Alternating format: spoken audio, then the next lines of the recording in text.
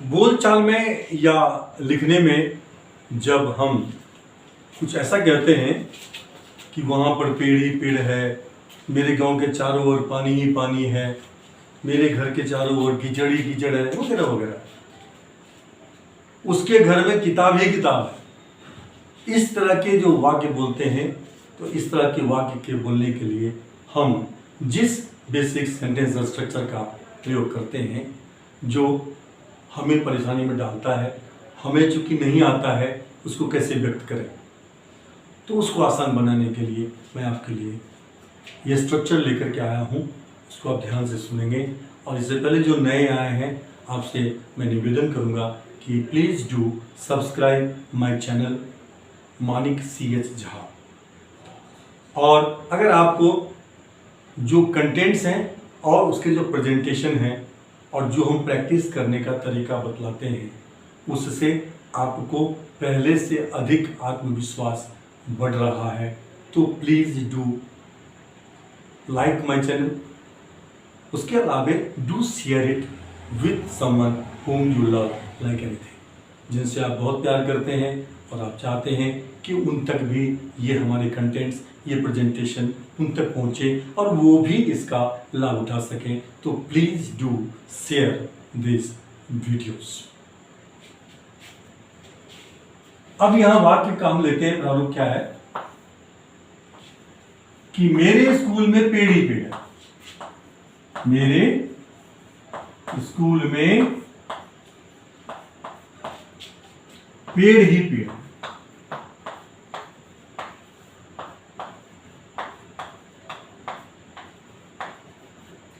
या थे या होंगे फ्यूचर में। उसके घर के चारों ओर पानी ही पानी है, उसके घर के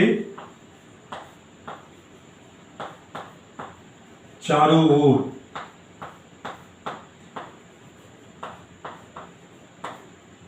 पानी ही पानी है। चारों ओर का होता है अराउंड, पानी ही पानी है।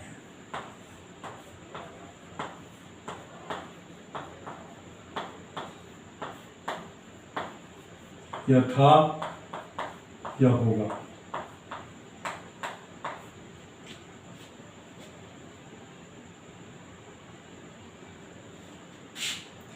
तीसरा है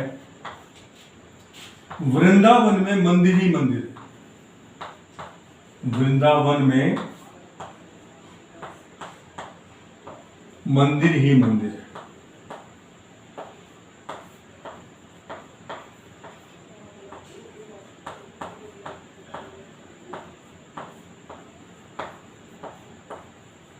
या थे या होंगे, ठीक है।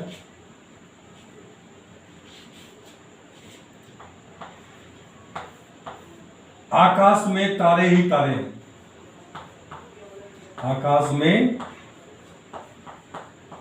तारे ही तारे हैं। या थे या होंगे। इस तरह का जो वाक्य बोला जाता है या लिखा जाता है, तो मैं आपको बताऊंगा कि इन वाक्यों को आप दो तरीके से अंग्रेजी में बोल सकते हैं और लिख भी सकते हैं।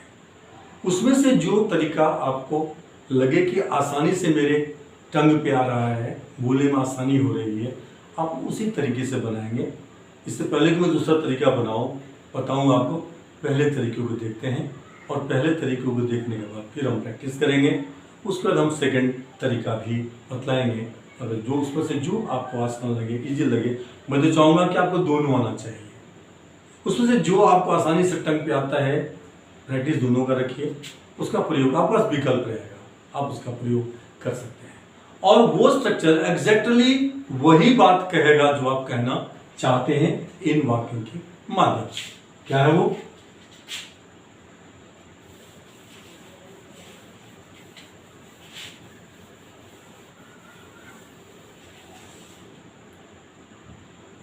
ये सारे सेंटेंस आपको डिस्क्रिप्शन में मिल जाएंगे, जो प्रैक्टिस करना है आपको, इसलिए मैं यहां मिटा रहा हूं तो कोई बात नहीं। इसका स्ट्रक्चर देखिए क्या होगा इस वाक्य का। पहला स्ट्रक्चर, ये चौथा स्ट्रक्चर है कि यहां पे हिंदी में क्या होता है, संज्ञा प्लस अव्यय यानी संबंध बतलाने वाला शब्द प्रीपोजिशन, प्लस में संज्ञा ही संज्ञा, संज्ञा ही संज्ञा,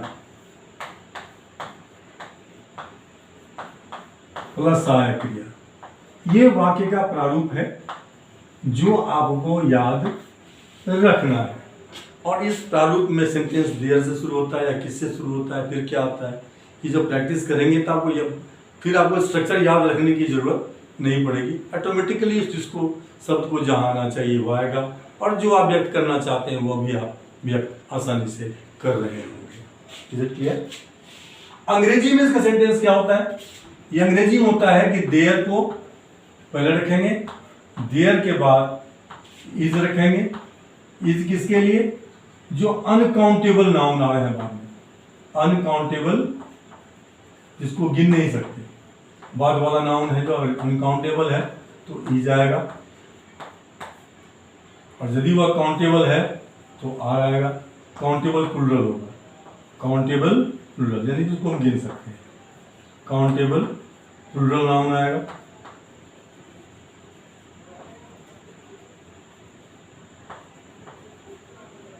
ठीक है, प्लस में क्या आएगा यहां पे? बाद वाला नाउन, बाद वाला नाउन। अगर सिंगुलर है तो सिंगुलर फॉर्म में आएगा, और अगर प्लूरल है वो तो प्लूरल फॉर्म में आएगा, और जिस फॉर्म में यहां आएगा उस फॉर्म में यहां भी आएगा। उसके बाद प्रीपोजिशन आएगा, प्रीपोजिशन, सॉरी, प्लस में प्रीपोजिशन आएगा। अब प्रीपोजिशन के बाद फिर वही नाउन आएगा, ये रिपीट हो गया नाउन, सिंगुलर या प्लूरल, सिंगुलर या प्लूरल, और उसके बाद में फिर अन्य शब्द आएगा।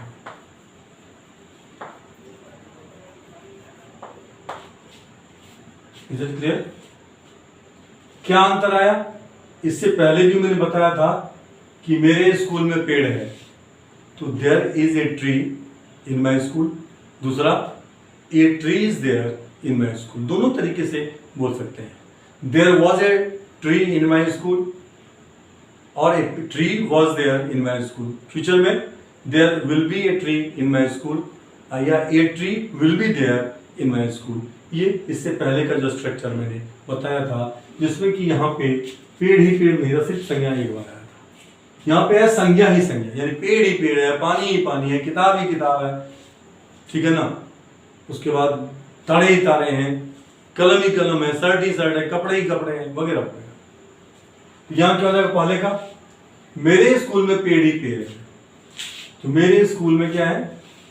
पेड़ ही पेड़ है। ये पेड़ क्या है यहाँ पे? ये पेड़ ही पेड़ जो है, इसका मतलब बहुवचन है, तो क्या आ जाएगा?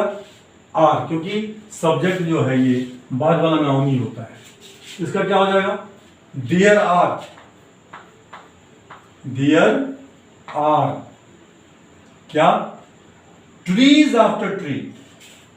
क्या आ जाएगा यहाँ पे? ट्रीज आफ्टर लग जाएगा यहाँ पे प्रीपोजिशन। कोई भी सेंटेंस हो आपको यहां पे आफ्टर लगना है, इस तरह का। क्या आ जाएगा ये? सॉरी,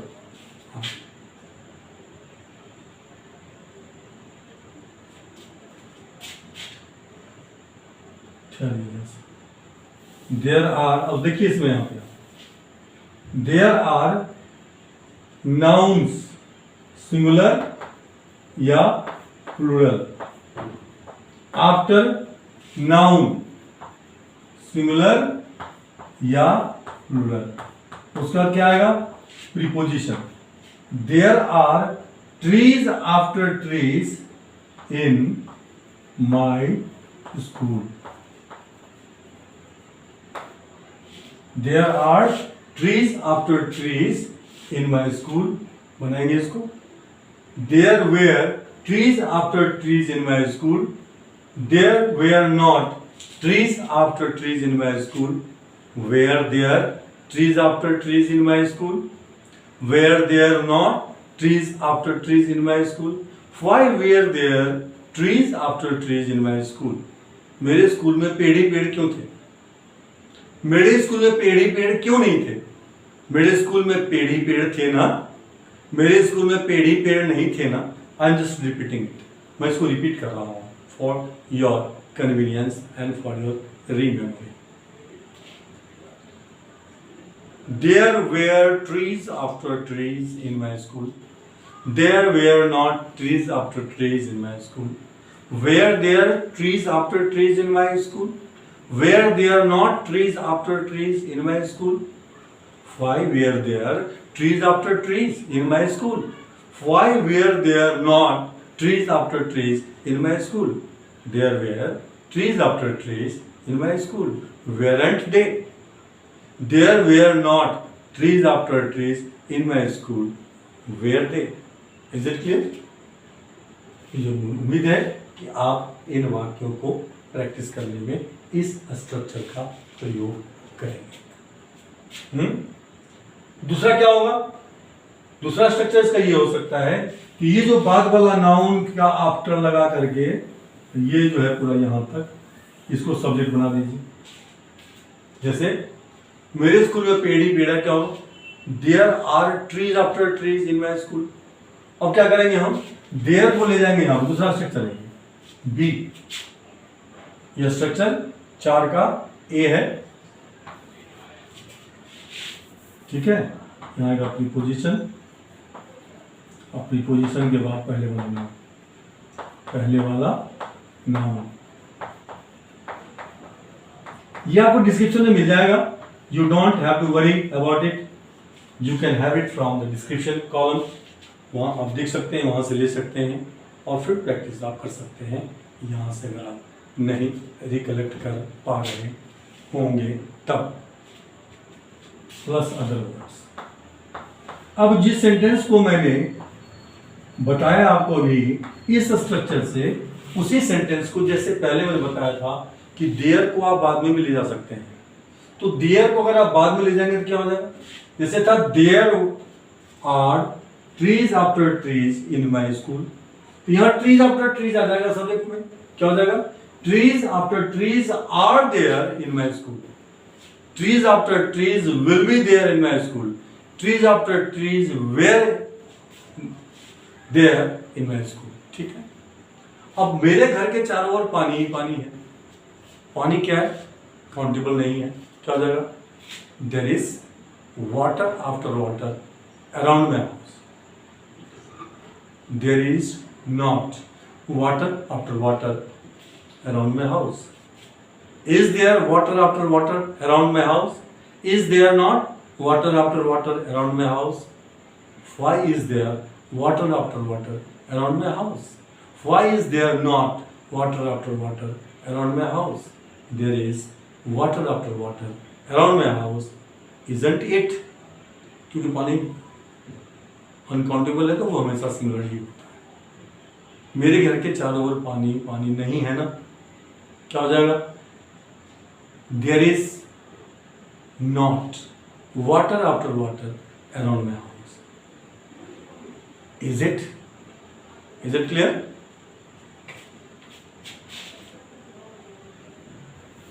आप इस सेंटेंस को, जो मैं थोड़ा सा स्पीड कम इसलिए लेकर चल रहा हूं कि शुरुआती जो स्ट्रक्चर्स हैं उन स्ट्रक्चर्स को आपने अगर ठीक से प्रैक्टिस किया और 4-5 स्ट्रक्चर्स को तीनों टेंसों में 8 प्रकार से आपने प्रैक्टिस कर ली, तो मुझे सिर्फ यहाँ स्ट्रक्चर बताने की ज़रूरत पड़ेगी, बाकी तो आप खुद मैनेज कर लेंगे। मुझे उम्मीद है कि आपको ये सेशन अच्छा लगा होगा।